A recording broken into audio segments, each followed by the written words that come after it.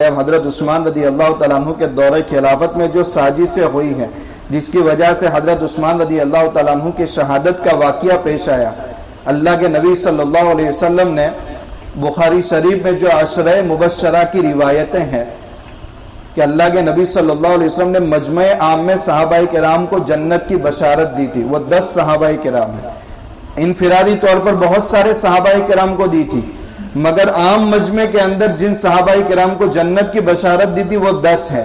اس لیے ان کو عشرہ مبشرہ، عشرۃ کے معنی 10، مبشرہ کے معنی جنت کی بشارت دیے ہوئے.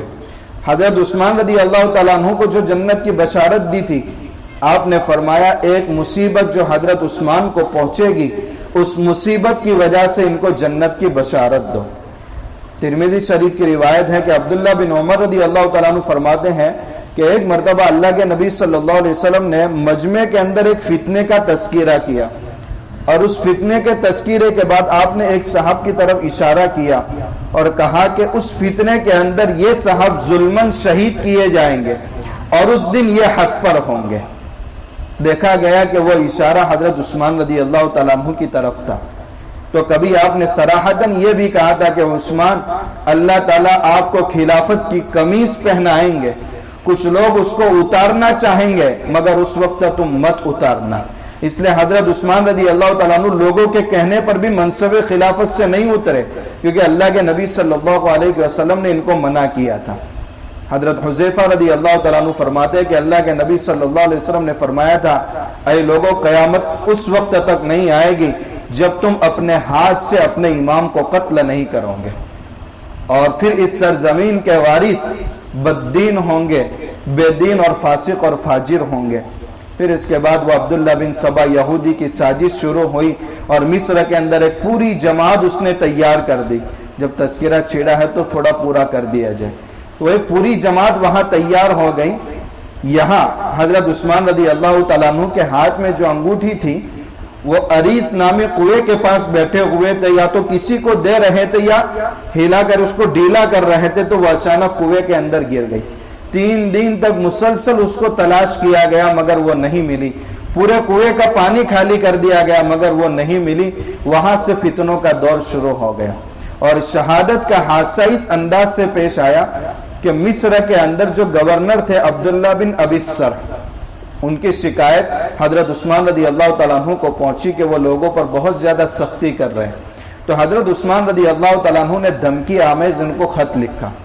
تو انہوں نے بجائے اس کے کہ امیر المؤمنین کے اس خط پر توجہ دیتے، جن لوگوں نے شکایت کی تھی ان کو بہت پیٹا، حتیٰ کہ ان میں کا ایک آدمی مر گیا.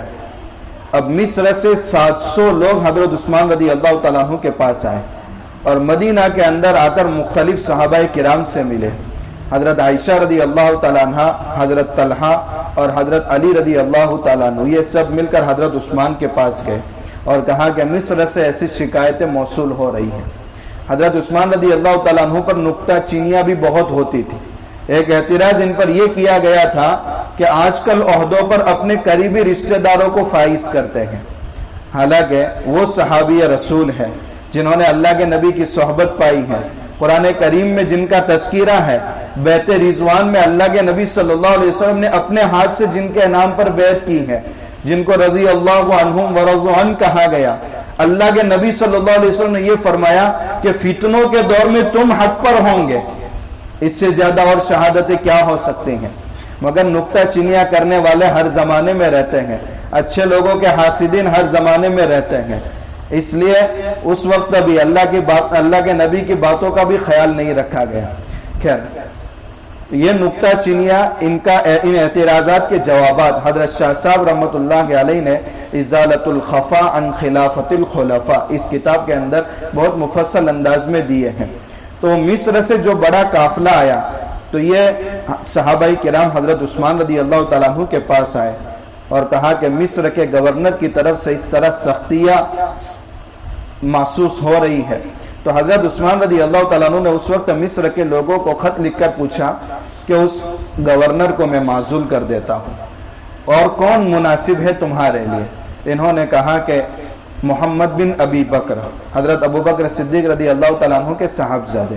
تو حضرت عثمان رضی اللہ تعالیٰ عنہ نے چند صحابہ کرام کو محمد بن ابی بکر کے ساتھ کر کے مصر کی طرف بھیج دیا کہ تم جاؤ، اور عبداللہ بن ابی سرح کو میں معزول کر دیتا ہوں اور چند صحابہ کرام کو تمہارے ساتھ بھیجتا ہوں تاکہ معاملے کی تحقیق کرے کہ اصل معاملہ کیا ہے۔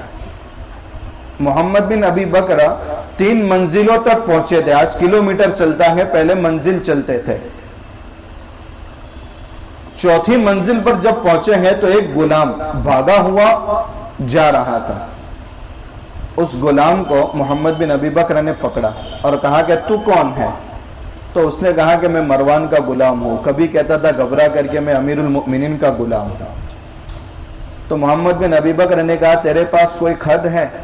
تو اس نے کہا میرے پاس کوئی خط وغیرہ نہیں ہے، لیکن جب اس کی پوری تلاشی لی گئی تو اس کے پاس سے ایک خط نکلا، اور اس خط کے اندر یہ لکھا ہوا تھا کہ مصر کے اندر محمد بن ابی بکر اور اس کے چند ساتھی آ رہے ہیں، ان کو حیلے اور تدبیر کر کے سب کو قتل کر دو، اور تم کو ہی خلیفہ حاکم رہنا ہے مصر کا، تم کو ہٹنا نہیں ہے، اور جو لوگ تمہاری طرف سے شکایت لے کر کے آ رہے ہیں میرے پاس آنے مت دو ان کو۔ اور یہ خط کا مضمون تھا، اور اس کے نیچے دستخط حضرت عثمان رضی اللہ تعالیٰ عنہ کی تھی۔ محمد بن ابی بکر اور بھی جو ان کے ساتھی تھے بہت غصے ہو گئے، ایک تو کہ ہم کو امیر بنا کر گورنر بنا کر بھیجا جا رہا ہے اور ساتھ میں یہ خط بھی بھیجا جا رہا۔ وہاں سے واپس آئے، واپس آنے کے بعد مدینہ کے اندر بڑے بڑے صحابہ کرام کو جمع کیا اور کہا کہ یہ دیکھیے یہ خط ایسا ملا ہے۔ تو حضرت علی رضی اللہ تعالیٰ عنہ نے فرمایا قبل اس کے کہ ہم جلد بازی کریں جا کر امیر المؤمنین سے تحقیق کریں گے۔ حضرت علی رضی اللہ تعالیٰ عنہ وہ خط لے کر کے گئے اور اس غلام کو لے کر کے بھی گئے اور کہا کہ امیر المؤمنین یہ غلام آپ کا ہے؟ کہا یہ غلام میرا ہے۔ کہا اس خط پر مہر آپ کی ہے؟ دیکھا کہ یہ مہر بھی میری ہے۔ پھر مضمون پڑھ کر کے سنایا، کہا یہ مضمون بھی آپ نے لکھا ہے؟ کہا خدا کی قسم یہ مضمون میں نے نہیں لکھا۔ حضرت عثمان رضی اللہ تعالیٰ عنہ بہت نرم دل آدمی تھے، تو ان کی مہر کوئی اور استعمال کر گیا اور اس طریقے سے مسلمانوں میں انتشار پیدا کرنے کی کوشش کی۔ پتہ چل گیا کہ یہ خط لکھنے والا مروان ہے اور حضرت عثمان رضی اللہ تعالیٰ عنہ کا رشتہ دار تھا وہ۔ تو ان سب نے کہا کہ مروان کو ہمارے حوالے کر دیا جائے۔ تو حضرت عثمان رضی اللہ تعالیٰ عنہ نے مروان کو حوالے نہیں کیا، کیونکہ وہ امیر المؤمنین تھے، میں اس کو اپنے عہدے سے معزول کروں گا۔ امیر المؤمنین کو سزا دینے کا اختیار ہے، عام جنتا اگر سزا دینے پر آئے گی تو لوگوں کا کیا حشر بنے گا، اس لیے وقت ہے کہ حاکم کو۔ حضرت علی رضی اللہ تعالیٰ عنہ نے بھی حضرت عثمان سے کہا کہ مروان کو حوالے کر دو، مگر حضرت عثمان رضی اللہ تعالیٰ عنہ نے حوالے نہیں کیا، جس کی وجہ سے یہ مصر سے بھی جو بلوائی آئے، تمام صحابہ کرام اپنے گھروں کے اندر بیٹھ گئے کہ یہ ہمارے درمیان کیا فتنہ کھڑا ہو گیا، اور ان بلوائیوں نے حضرت عثمان رضی اللہ تعالیٰ عنہ کے گھر کو چاروں طرف سے گھیر لیا اور آپ پر پانی بھی بند کر دیا گیا۔ جب حضرت علی رضی اللہ تعالیٰ عنہ کو پتہ چلا تو حضرت حسنین کے ذریعے پانی حضرت عثمان تک پہنچانے کی کوشش کی، تھوڑا پانی حضرت عثمان تک پہنچا تھا اور اس میں کتنے لوگ زخمی ہو گئے۔ محمد بن ابی بکر نے کہا کہ ہمیں تو اصل مقصد میں کامیابی حاصل کرنی چاہیے، اگر ہم ان لوگوں کو زخمی کریں گے تو یہ تو سب بنی ہاشم سے تعلق رکھتے ہیں، بنی ہاشم سے ہمارا مقابلہ شروع ہو جائے گا۔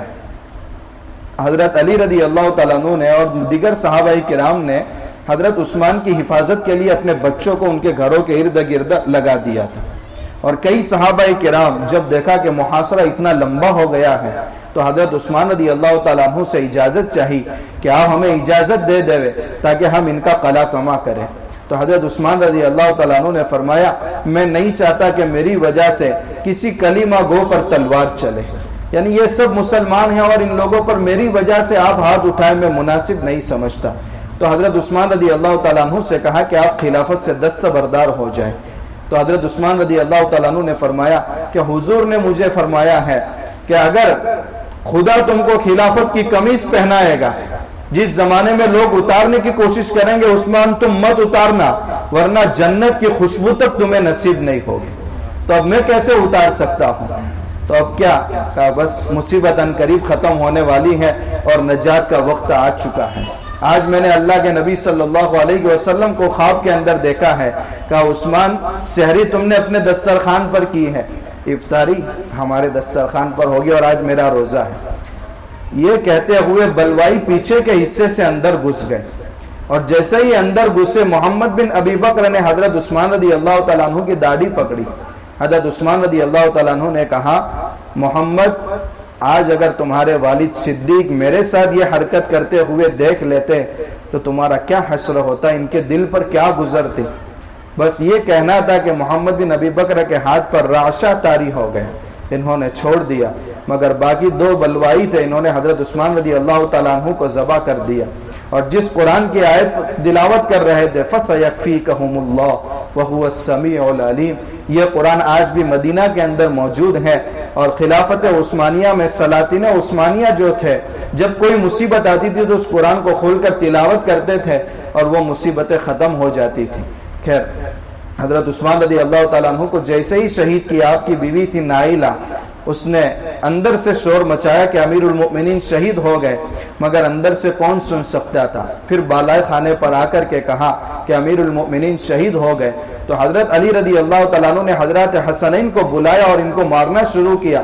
تمہارے ہوتے ہوئے امیر المؤمنین شہید ہو گئے۔ کہا، ابا جان، بلوائی پیچھے کے حصے سے گھسے گئے جبکہ ہم آگے کے حصے میں پہرا دے رہے تھے۔ یہ حضرت عثمان رضی اللہ تعالیٰ عنہ کو شہید کرنے کے بعد سارے بلوائی حضرت علی رضی اللہ تعالیٰ عنہ کے پاس گئے اور کہا کہ آپ چوتھے خلیفہ ہیں، ہم آپ کے ہاتھ پر بیعت کرتے گئے۔ حضرت علی رضی اللہ تعالیٰ عنہ فرمانے لگے، مجھے اللہ سے شرم آ رہی ہے کہ تمہارے خون سے حضرت عثمان کا خون ٹپک رہا ہے اور میں تمہارے ہاتھ پر بیعت لوں۔ بدری صحابہ جو ابھی حیات ہے، وہ جس کے ہاتھ پر بیعت کریں گے وہ خلیفہ ہوں گے، لیکن انہوں نے صحابہ کرام کو بھی دھمکایا کہ اگر تم نے حضرت علی کے ہاتھ پر بیعت نہیں کی تو ہم تم کا بھی وہ حشر کریں گے جو حضرت عثمان رضی اللہ تعالیٰ عنہ کا حشر کیا ہے۔ اس طریقے سے حضرت عثمان رضی اللہ تعالیٰ عنہ کی شہادت ہوئی اور اس کے بعد پھر فتنوں کا دروازہ کھل گیا۔